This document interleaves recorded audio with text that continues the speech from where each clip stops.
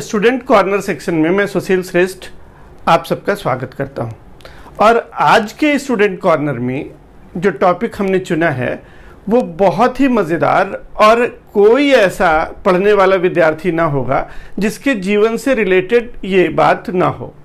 तो ऐसा विषय जो हर विद्यार्थी के जीवन से कहीं ना कहीं संबंधित है, उस टॉपिक को हमने आज के स्टूडेंट कॉर्नर सेक्शन में चुना है।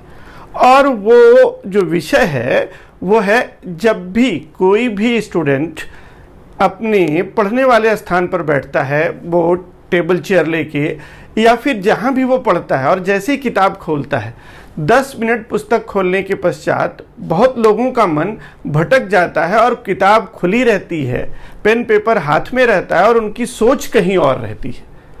और फिर ऐसा करते करते फिर कभी वो 10 मिनट पढ़ते हैं, फिर 10 मिनट उनकी सोच कहीं और चली जाती है, जैसे उनके विचार को कोई ज़बरदस्ती कहीं और ले जाके लगा देता हो।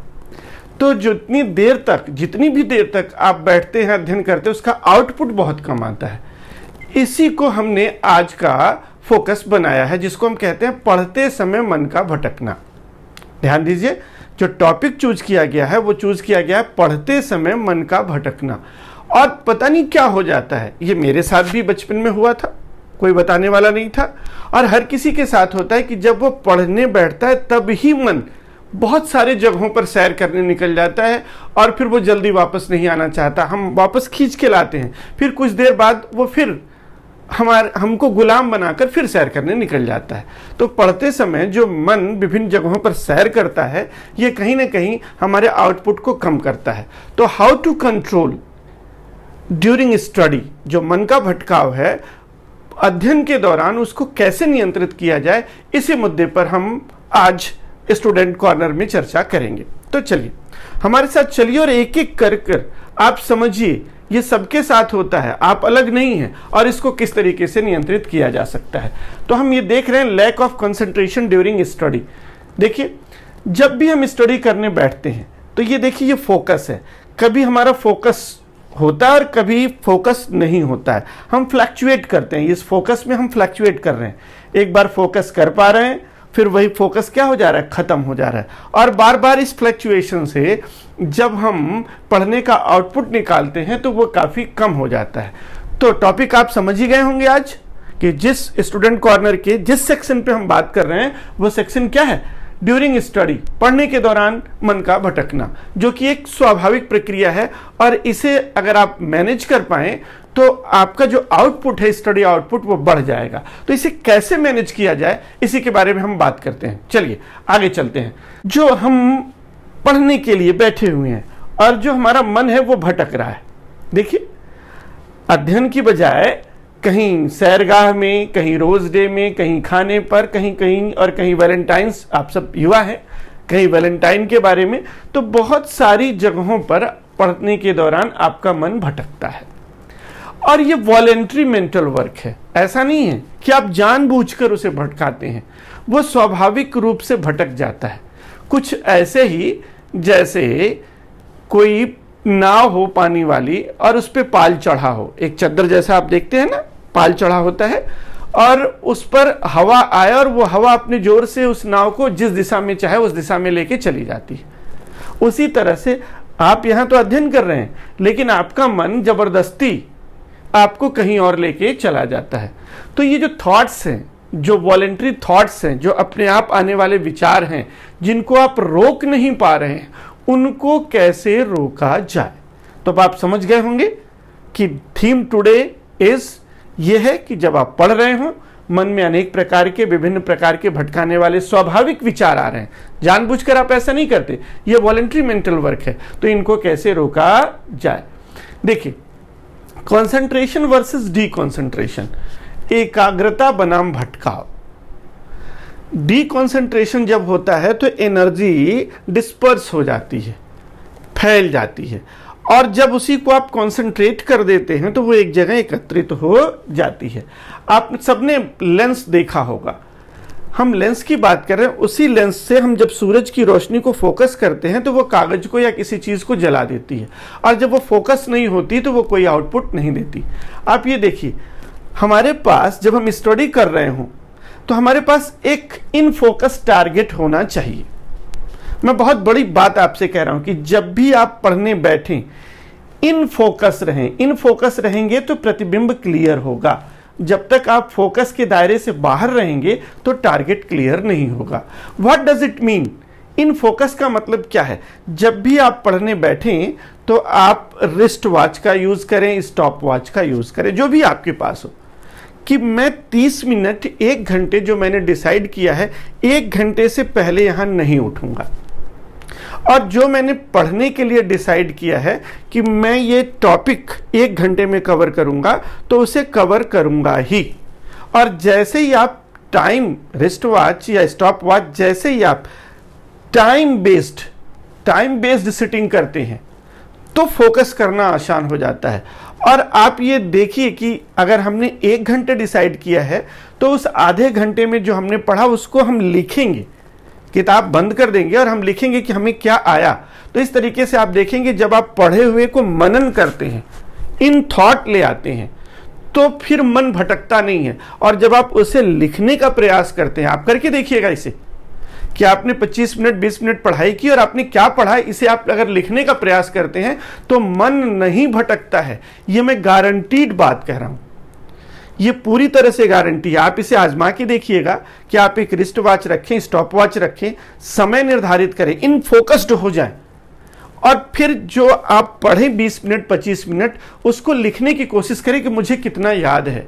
तो आप देखेंगे जो भटकाव था वो भटकाव ना होकर कॉन्सेंट्रेट हो जाएगा। बार बार आपका दिमाग जाएगा कि मुझे क्या याद है और मैं क्या भूल रहा हूं, तो क्या भूलूं क्या याद करूं, तो क्या मैं भूल रहा हूं क्या मुझे याद है, मन इस पे कॉन्सेंट्रेट होगा और भटकेगा नहीं। इसी को कह रहे हैं कॉन्सेंट्रेशन वर्सेस डीकॉन्सेंट्रेशन। अगर आप केवल पढ़ते रहेंगे या लिखते रहेंगे तो मन भटकेगा, लेकिन पढ़े हुए को कितना याद है उसे अगर बुक क्लोज करके आप लिखेंगे तो भटकाव कम होगा। ये एक बहुत ही प्रैक्टिकल दवा है। देन आफ्टर उसके बाद हम चलते हैं, देखिए हाउ टू कंट्रोल। जो आपका मन है वो कुछ इस तरीके से काम करता है। उसको जितना ही कंट्रोल करने की कोशिश करते हैं वो उतना ही ज्यादा फनी वे में आपको परेशान करता है। आप तब परेशान नहीं होते जब वो स्वयं भटक जाता है। जब आप उसे फोकस करने की कोशिश करते हो तो वो और मचलता है और जगहों पर भागता है। वैसे ही जैसे इसे कंट्रोल करने की कोशिश की जाए और ये देखिए कितनी तरीके से भटक रहा है।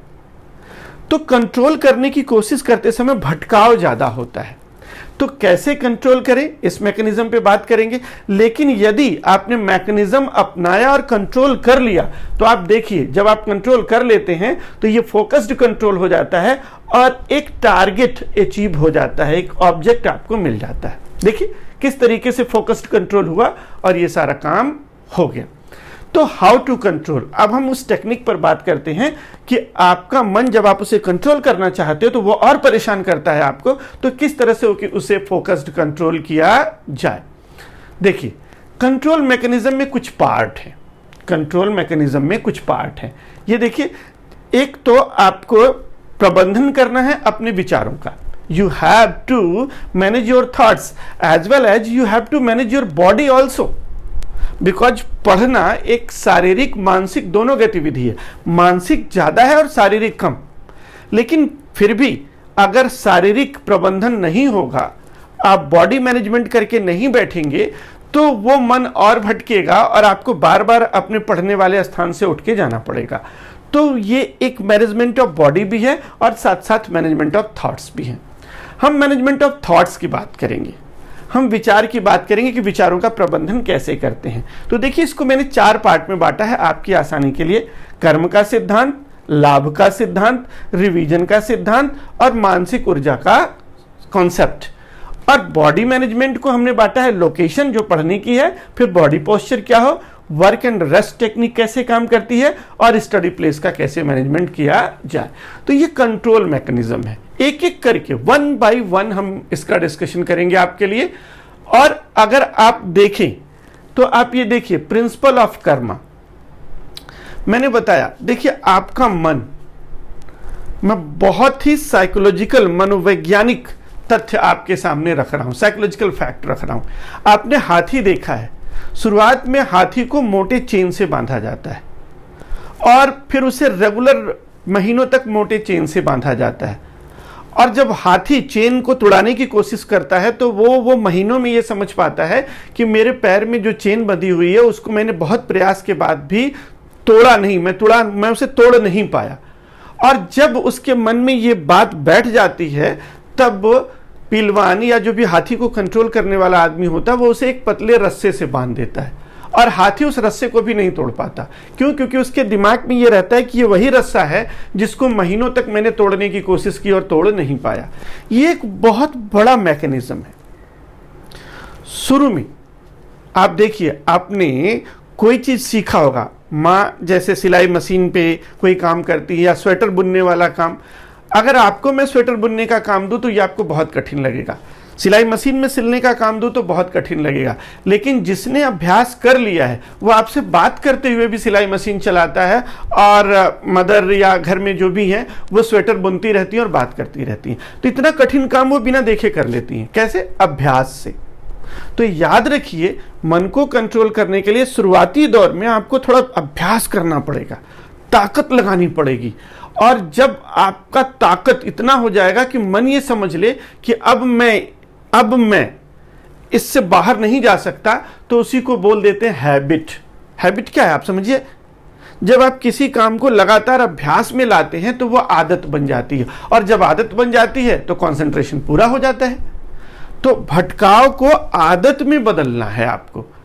ऐसा प्रबंधन करें कि जो भटकाव है वो आदत में बन जाए, और आदतों को हम संस्कार कहते हैं। इसका मतलब आपको एकमात्र सहारा मिलेगा अभ्यास का सहारा। आप जबरदस्ती बैठिए। कैसे जबरदस्ती बैठेंगे, इसके बारे में कुछ सिद्धांत है। देखिए, अगर हम बात करें कर्म के सिद्धांत की, तो ये कृष्ण ने अर्जुन को कर्मयोग का सिद्धांत दिया था। उसकी एक लाइन मैं आपको बताता हूं। श्री कृष्ण ने अर्जुन से कहा कि मनुष्य एक क्षण भी बिना कर्म के नहीं रह सकता। आप स्टडी टेबल पे बैठे हैं, आप पढ़ नहीं रहे हैं, फिर भी कुछ सोच रहे हैं, चाहे जो आपके दिमाग में आता है आप सोच रहे हैं, तो कर्म तो आप वहां भी कर रहे हैं। पढ़ते तो भी आप कर्म करते, और नहीं पढ़ रहे हैं तो भी आप कर्म कर रहे हैं। क्यों? क्योंकि मनुष्य मानसिक कर्म करने के लिए बाध्य है। जब तक आप जागते हैं तब तक आप कोई ना कोई सोच दिमाग में लेके रहते ही हैं। बिना सोचे आप नहीं रह सकते, और सोचना क्या है? एक मेंटल वर्क है, और पढ़ना भी क्या है? मेंटल वर्क है। तो सोचना और पढ़ना दोनों मेंटल वर्क है। आप ये सोचिए कि अगर आप नहीं पढ़ेंगे तो भी तो मेंटल वर्क आपको करना ही पड़ेगा, जो भटकाव के रूप में है, जो आपका मन सोचने के लिए आपको बाध्य कर देता है और स्टडी से अपार्ट कर देता है। इसीलिए जब आपको कर्म करना ही है, बिना कर्म किए आप रह नहीं सकते, तो आप कौन सा कर्म करें? पॉजिटिव कर्म करें, अपने स्टडी पे कंसंट्रेट करें। क्योंकि नहीं कंसंट्रेट करेंगे तो भी आपको मेंटल वर्क करना ही पड़ेगा, मन के कंट्रोल में, मन के नियंत्रण में रहते हुए। तो मन के नियंत्रण में रहते हुए हम मेंटल वर्क करें, इसकी बजाय क्या है? हम फोकस्ड मेंटल वर्क करें। चलिए, ये बात भी आपको नहीं समझ में आती यदि श्री कृष्ण की, तो मैं दूसरी बात आपको समझाता हूं। दूसरा है प्रिंसिपल ऑफ प्रॉफिट। देखिए, मन का स्वभाव है, उसे जहां आनंद मिलता है, जहां लाभ मिलता है, वहां वो स्वाभाविक रूप से लग जाता है। सामान्य मानवीय स्वभाव, विशिष्ट स्पेसिफिक ह्यूमन कैरेक्टर की बात नहीं कर रहा हूं, एक जनरल ह्यूमन कैरेक्टर है कि जहां उसे प्रॉफिट नजर आता है वहां उसका मन अपने आप लग जाता है। तो जब आप टेबल पे बैठे हों, जब आप स्टडी करने बैठे हों, जब आप कुछ लिख रहे हो, पढ़ रहे हो, तो उस समय आपको तुरंत प्रॉफिट नहीं दिखाई देता, इसीलिए वो स्टडी प्रॉब्लम में कन्वर्ट हो जाती है। अगर वो प्रॉफिट दिखाई दे तो प्रॉब्लम में कन्वर्ट ना हो, फिर तो मन लग जाएगा। लेकिन हम पढ़ रहे हैं, हमें इसका क्या लाभ मिलेगा, ये हमें तुरंत में, इमीडिएट में दिखाई नहीं देता। अगर हम ये सोच पाए कि जो हम पढ़ रहे हैं, देखिए मैं यहां आपको अब बताना चाहूंगा, एक ज्ञान के लिए पढ़ना और एक कंपटीशन के लिए पढ़ना या एकेडमिक पढ़ाई करना। तो मेरा जो फोकस है वो एकेडमिक और कंपटीशन वाले बच्चों को है, कि जो लोग बीए, बीएससी, एमटेक, बीएससी कर रहे हैं उनके लिए है, या जो लोग कंपटीशन कर रहे हो। तो जब आप कंपटीशन के लिए पढ़ते हैं, एकेडमिक के लिए पढ़ते हैं, तो आपको पढ़ने से क्या मिलेगा, आउटपुट क्या होगा, ये आपके दिमाग में नहीं रहता, इसीलिए आपका मन भटक जाता है।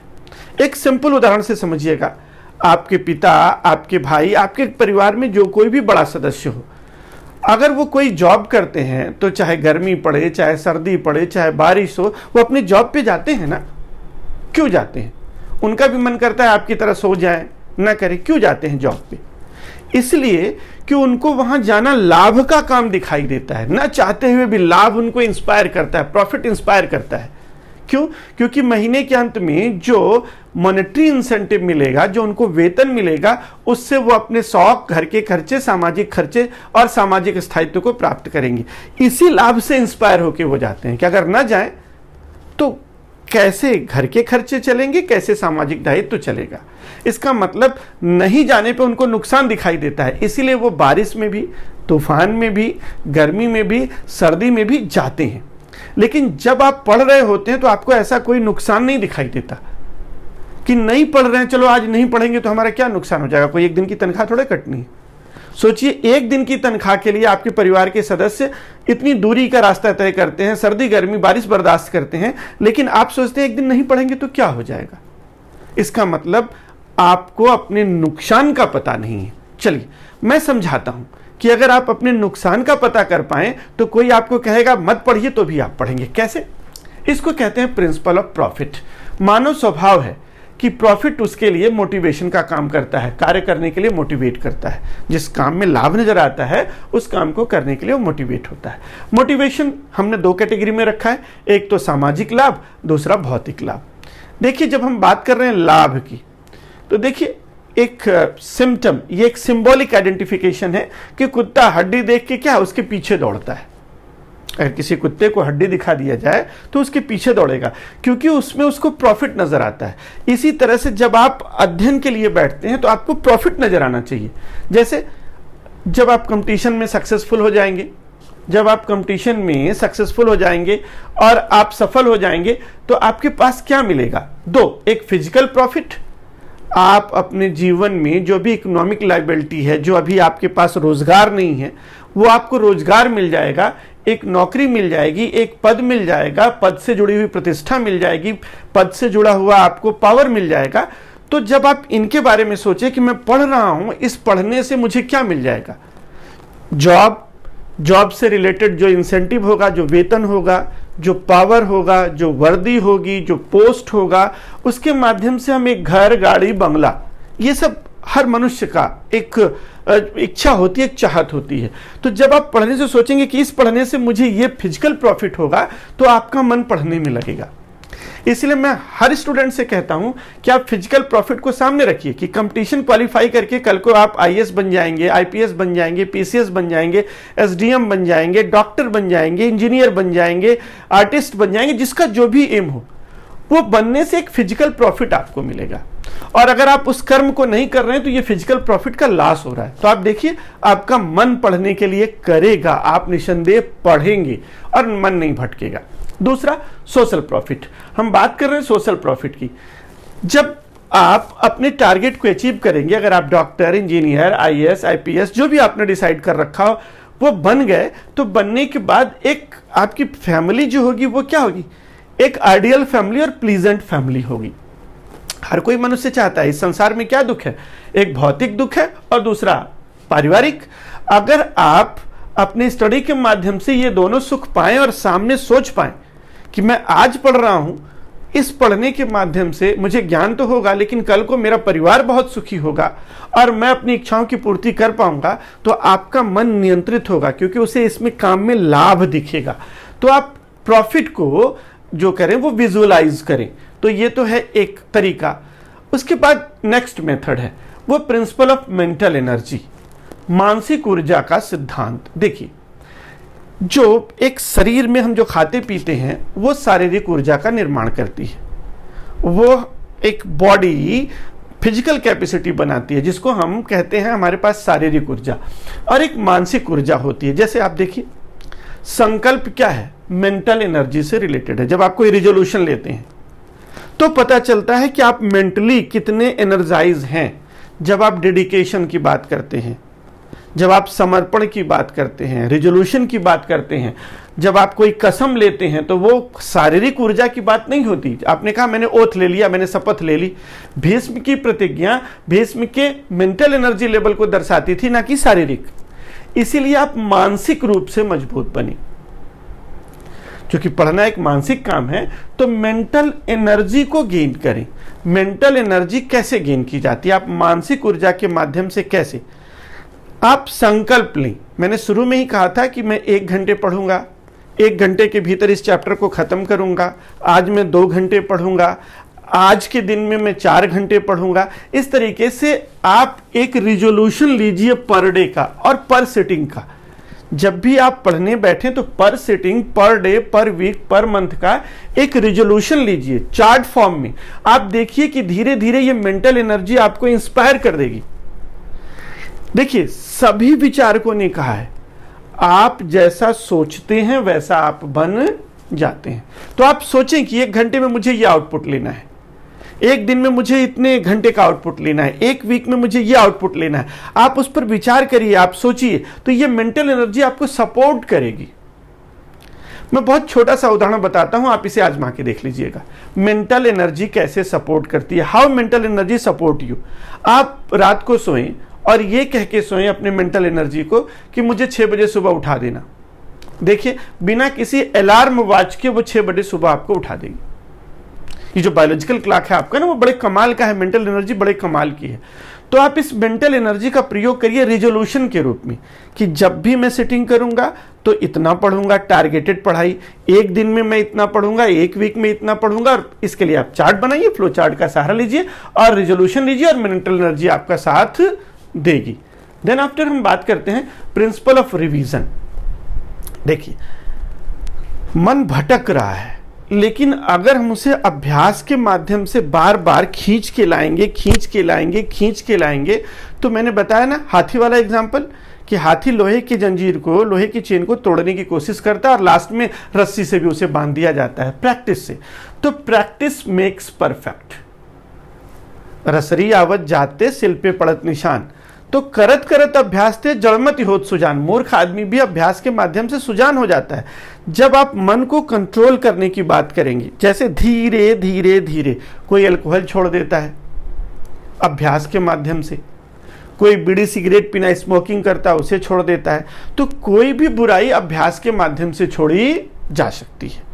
अब आप देखिए, ये नेल है और ये हथौड़ा। पहली बार मैं आपको कहूं कि इस हैमर को इस नेल पे सीधे मारिए, चोट करिए, तो शायद हम ना कर पाए। लेकिन जब हम अभ्यास करेंगे तो उसके बाद बातचीत करते हुए भी हैमर इसी नेल पे गिरेगा। तो यह है प्रैक्टिस। तो आप मन को बार बार लगाइए, प्रैक्टिस करिए लगाने का। और इसका सीधा संबंध क्या है, मैंने क्या बताया, रिजोल्यूशन लीजिए, टाइम बेस्ड बनिए। तो जब आप प्रैक्टिस करेंगे तो धीरे धीरे मन क्या करेगा, कंट्रोल में आ जाएगा। ध्यान लगाना क्या है, योग में ध्यान लगाना क्या है, वो भी एक प्रैक्टिस है। रेगुलर प्रैक्टिस से भागता हुआ मन क्या है, स्थिर हो जाता है। तो आप ये प्रिंसिपल ऑफ रिवीजन का महत्व समझें बार बार। देन आफ्टर लोकेशन, अब हम फिजिकल पर आते हैं। लोकेशन का बड़ा महत्व है। मन के भटकाव को रोकने में लोकेशन का बड़ा महत्व है। एक बच्चे को रंग बिरंगे गुब्बारे के बीच में छोड़ दीजिए, वो विभिन्न प्रकार के गुब्बारे को पकड़ना शुरू कर देता है। उसी तरह जब आप पढ़ने बैठते हैं तो लोकेशन का बड़ा महत्व है।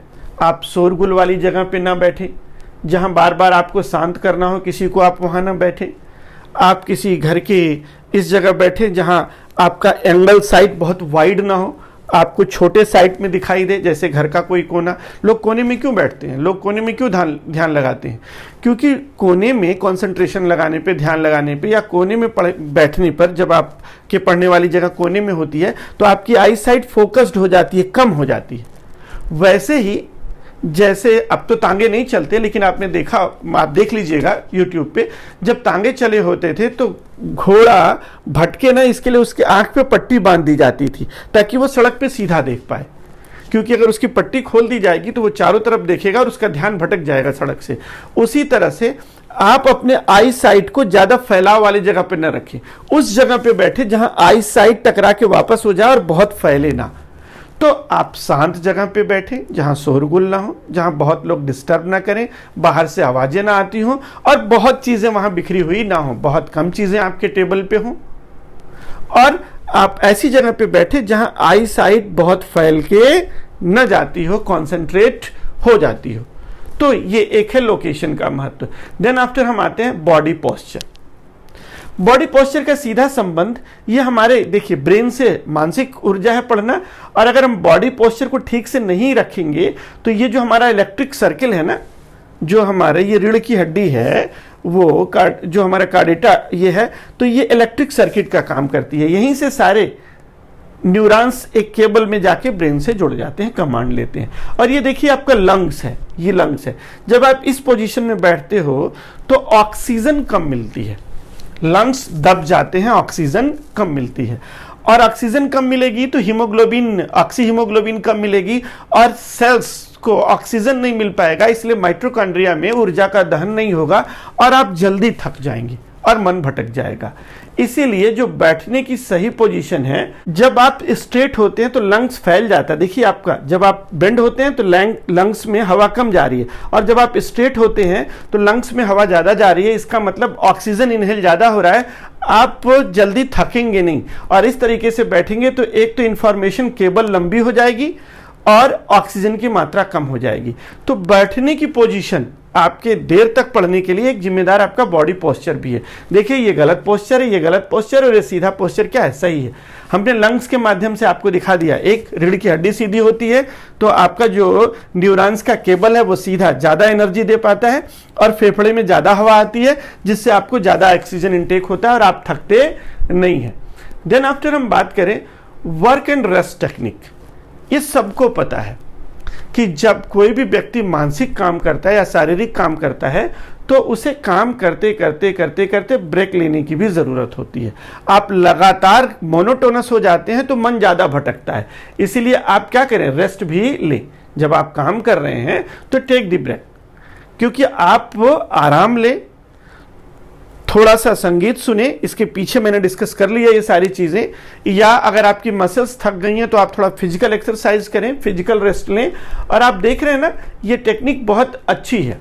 आप आराम से बॉडी को रिलैक्स छोड़ के और एक्सेल और इनहेल करें, सांस लें, गिनती गिने और एक्सेल और इनहेल करें। ये वर्क एंड रेस्ट टेक्निक भी जो लंबे समय तक आपको बैठना पड़ता है एग्जाम के डेज में पढ़ने के लिए, उसमें ये बड़ी हेल्पफुल है, बहुत ही ज्यादा हेल्पफुल है। तो आप वर्क एंड रेस्ट टेक्निक को अपनाएं और साथ साथ स्टडी प्लेस का भी मैनेजमेंट करें। देखिए आपको स्टडी प्लेस का भी मैनेजमेंट करना पड़ता है, ज्यादा चीजें बिखरी हुई ना हो, इसके बारे में मैंने पीछे ही डिस्कस कर दिया है, तो आप इसको देख सकते हैं किस तरीके से आप अपने स्टडी का मैनेजमेंट करें, कंसंट्रेट रहें, बहुत सारी चीजें बिखरी हुई ना हो, तो स्टडी प्लेस का ये मैनेजमेंट आपको करना है।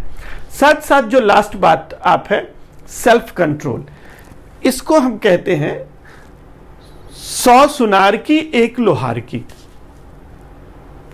100 सुनार की एक लोहार की। सेल्फ कंट्रोल एक लोहार की है, इसका मतलब बहुत घनी चोट पहुंचती है। मन सेल्फ कंट्रोल से ज्यादा नियंत्रित होता है इसकी बजाय कि बहुत सारे उपायों से। आप देख सकते हैं, देखिए ये बालक सेल्फ कंट्रोल कर रहा है, खाना चाहता है लेकिन वो सेल्फ कंट्रोल कर दे रहा है। तो आत्मनियंत्रण, आप खुद कोशिश करिए कि आपको मन लगाना है, प्रॉफिट सामने रखें, इंसेंटिव सामने रखें, कर्म का सिद्धांत सामने रखें। इन चीजों से क्या होगा, आपका मन आउटपुट देखेगा कि यदि हम सक्सेस होते हैं तो हमें ये सारी चीजें मिलेगी। आप प्रॉफिट रखिए, बिना कर्म किए आप रह नहीं सकते, इसीलिए भी पढ़िए और सेल्फ कंट्रोल सीखिए। देखिए जो भी व्यक्ति स्वनियंत्रित होना चाहेगा तो उसको मेंटल एनर्जी की जरूरत होगी, और हर व्यक्ति जो सेल्फ कंट्रोल कर लेता है वो भटकता कम है। अगर आपको हमारा ये प्रयास अच्छा लगे तो आप हमें लाइक, शेयर और सब्सक्राइब करें। ज्यादा से ज्यादा स्टूडेंट कॉर्नर को आप क्या करें, शेयर करें, ताकि आपके माध्यम से दूसरे लोग भी लाभान्वित हो सकें। तो आप हमें शेयर करें, सब्सक्राइब करें, स्टूडेंट कॉर्नर को बढ़ाएं ताकि हमारी बात ज्यादा से ज्यादा विद्यार्थियों तक पहुंच सके, ऐसी मेरी अपील है। और हम फेसबुक, ट्विटर और टेलीग्राम पर भी हैं, जिसका लिंक नीचे डिस्क्रिप्शन में है। चलिए हम बात कर रहे हैं सेल्फ कंट्रोल की। तो देख रहे हैं ना कितना अच्छा प्रयास है सेल्फ कंट्रोल। तो आप इसका आप प्रयास करिए। देखिए एक बात जो है, rule your mind otherwise your mind will rule you. अगर आप सेल्फ कंट्रोल नहीं करते तो आप क्या है, आप अपने दिमाग पे अगर शासन नहीं करेंगे तो आपका मन, यहां माइंड का मतलब मन से है, अगर आप अपने मन पे शासन नहीं करेंगे तो आपका मन आप पर शासन करने लगेगा और निरंतर भटकाव की मुद्रा में ही आप रहेंगे। तो मेरा ये प्रयास है और मेरा ये अपील है कि आप सेल्फ कंट्रोल करें और वो सारी मैकेनिज्म अपनाएं जो मैंने पीछे डिस्कस की है, चाहे वो कर्म का सिद्धांत हो, चाहे वो रिवीजन का सिद्धांत हो, चाहे वो बॉडी मैनेजमेंट का सिद्धांत हो, चाहे वो मेंटल एनर्जी का सिद्धांत हो। जो ये स्टूडेंट कॉर्नर का सेगमेंट है ये आपको अनडाउटेबली अच्छा लगा होगा और आप हमें लाइक, शेयर और सब्सक्राइब करें।